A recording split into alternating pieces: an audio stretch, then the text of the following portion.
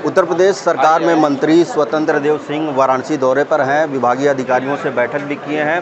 अब तस्वीरें हम आपको दिखा रहे हैं। लगातार जो बैठकों का दौर है वो लगातार जारी रहा है। तमाम जो मंडल के अधिकारी थे वो इस बैठक में शामिल थे। तमाम अधिकारियों को दिशा निर्देश भी दिए हैं। उत्तर प्रदेश में संभावित बाढ़ को लेकर के तैयारियों का जायजा भी किए हैं और हमारे साथ खुद स्वतंत्र देव सिंह हैं, उनसे बातचीत करने का प्रयास करेंगे।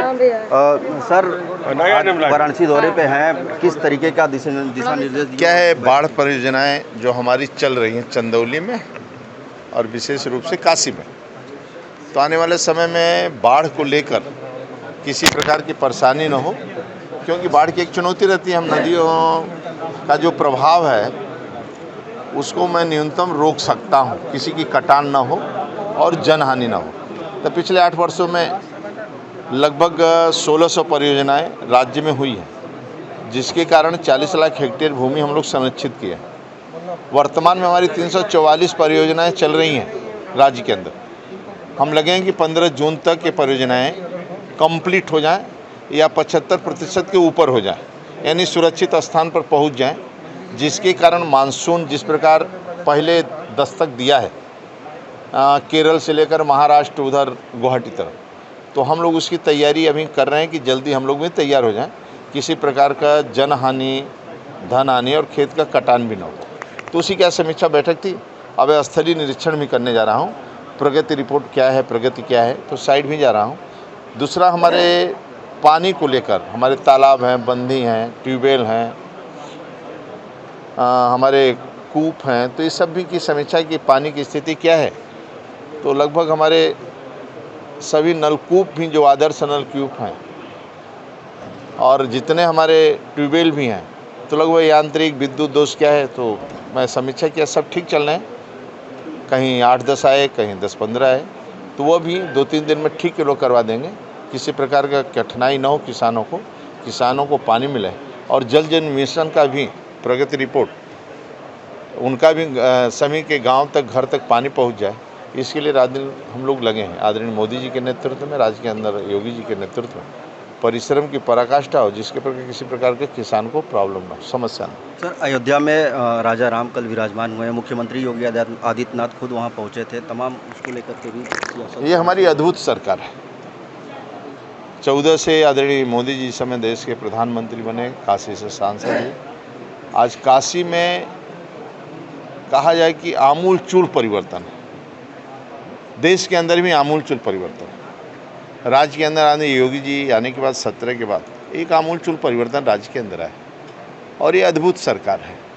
चाहे देव दीपावली हो, दीपोत्सव हो, कावड़ यात्रा हो, राम बारात हो, पहली बार हमारी सरकार आने के बाद सरकारी हेलीकॉप्टर से पुष्पों की वर्षा होती है, किसी पर प्रतिबंध नहीं लगता है। दूसरा, सनातन धर्म का झंडा भी पूरे विश्व में ऊंचा।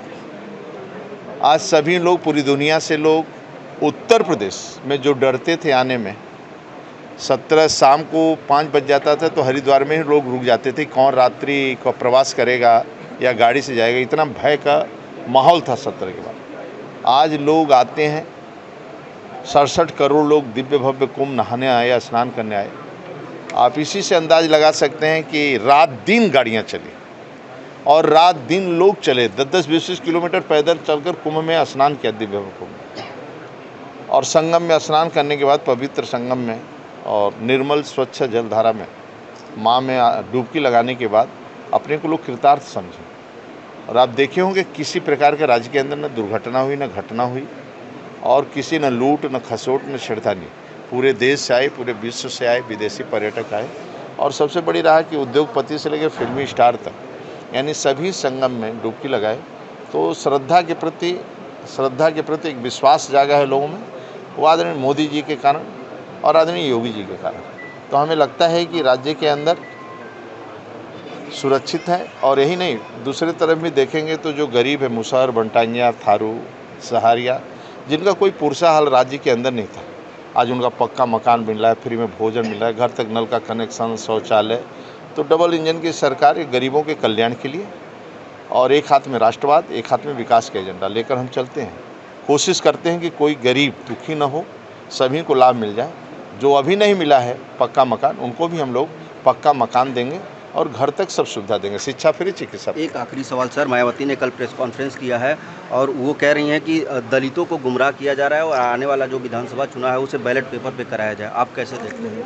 देखिए, मेरा काम है, हम लोग सत्ता में जब आते हैं, देश के गौरव अटल बिहारी वाजपेयी, आज़ाद नरेंद्र मोदी नेतृत्व कर रहे हैं, राज्य के अंदर योगी जी नेतृत्व, आदरणीय योगी जी नेतृत्व कर रहे हैं। मेरा एक ही लक्ष्य है कि गरीब को खुशहाल रखना, गरीब को आत्मनिर्भर बनाना है, गांव, गरीब, किसान, बेटियों का सम्मान बढ़े।